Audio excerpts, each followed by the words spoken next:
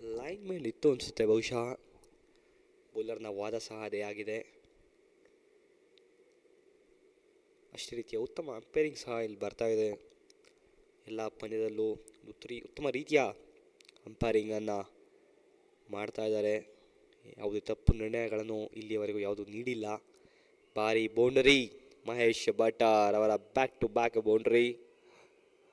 ಕೊನೆಯ ಓವರ್ನಲ್ಲಿ ಅತಿ ಹೆಚ್ಚಿನ ರನ್ ಕಲೆ ಹಾಕಬೇಕು ಅಂತ ಡಿಸೈಡ್ ಮಾಡಿದ್ದಾರೆ. ಈಗಾಗಲೇ ಕೈಯಲ್ಲಿ ಸಹ ಇನ್ನು 8 ಉದರಿಗಳು ಬಾಕಿ ಉಳ್ಕೊಂಡಿದೆ.